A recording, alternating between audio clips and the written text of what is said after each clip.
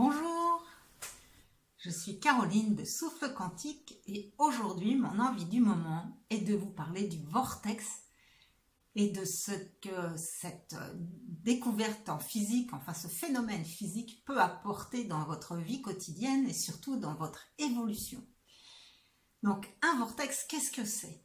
Eh bien c'est de l'énergie ou de la matière qui se meut mais de manière tourbillonnaire. Alors quand j'étais petite, il y avait l'émission avec Gérard Majax qui proposait des tours de magie faciles à appliquer chez soi. Et il y avait un tour de magie qui était de prendre une bouteille d'eau et de voir en combien de temps, en la versant comme ça tranquillement dans un évier, on obtenait la possibilité de la vider. Et puis une deuxième expérience où on tournait la bouteille comme ça, comme ça, comme ça. Ça crée un tourbillon au centre et l'eau coulait beaucoup plus rapidement jusque dans l'évier. Ça a été la première fois que j'ai rencontré un vortex dans ma vie. Et ensuite, eh bien en fait, il faut savoir que les vortex, ils se manifestent à toute échelle dans l'univers. Et les vortex, ce sont des accélérateurs temporels qui nous font passer d'un ancien référentiel à un nouveau en un espace de temps très réduit. C'est ce qui permet à notre évolution de faire ce qu'on appelle des sauts quantiques et qui n'est pas linéaire comme notre mental voulait nous le faire croire.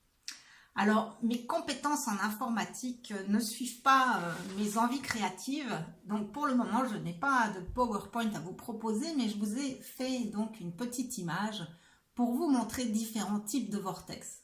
Donc en haut, vous avez un vortex à l'échelle des planètes qui est donc ce qu'on appelle un trou noir, un trou de verre et un trou blanc. Donc le trou noir, c'est à droite de l'image et c'est l'endroit où une étoile va s'effondrer dans une densité énorme, qu'elle déforme l'espace-temps et qu'elle passe donc dans un canal pour ressortir de l'autre côté dans un trou blanc. Et ça fait des déformations donc de l'espace-temps qui permettent de chanter vraiment des distances et des temps incroyables. Ça, c'est ce qui est décrit au niveau de la physique de l'infiniment grand.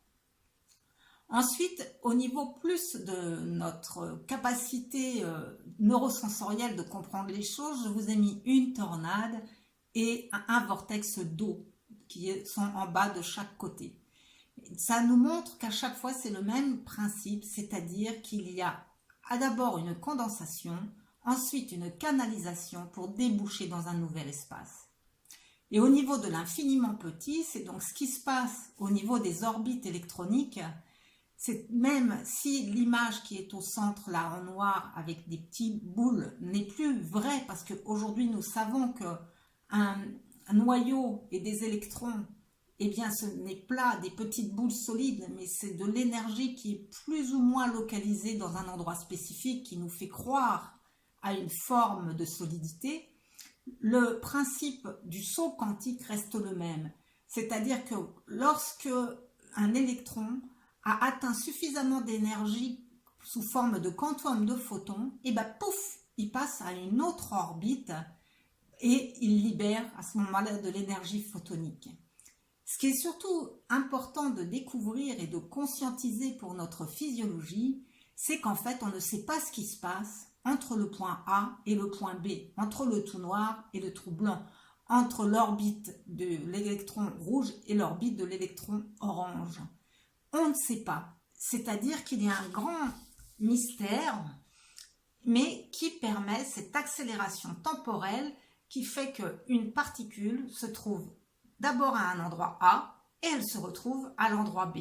On appelle ça, au niveau de l'infiniment petit, le spin de l'électron. Et donc, à quoi ça nous sert? Eh bien, ça nous sert à comprendre que nous pouvons vraiment réaliser un saut quantique, que ce soit au niveau personnel ou au niveau sociétal, et que nous pouvons résoudre beaucoup de nos difficultés apparentes en un temps très réduit. Et ça, c'est vraiment mon utopie, je dirais, que j'ai à vous partager aujourd'hui avec vous. Par exemple, je vais sortir un peu du contexte du vortex, mais on sait que toute la manifestation observée provient d'un champ informationnel infini mais en potentiel, et que c'est l'observateur, par sa manière d'observer ce champ, qui va provoquer un effondrement d'ondes qui va se manifester sous forme d'une certaine matière ou d'une autre. Eh bien moi, j'ai la conviction profonde que nous pouvons guérir toutes les maladies sur cette terre dans un temps très réduit si collectivement nous commençons à prendre en compte cette capacité de guérir nos corps physiques par la compréhension de ce système de vortex et l'intégration de notre forme ondulatoire dans la manière de voir la réalité. C'est l'espoir du jour que j'avais vraiment à cœur de vous proposer. Et si vous sentez que ce partage peut bénéficier à d'autres, eh bien merci à vous de le faire suivre.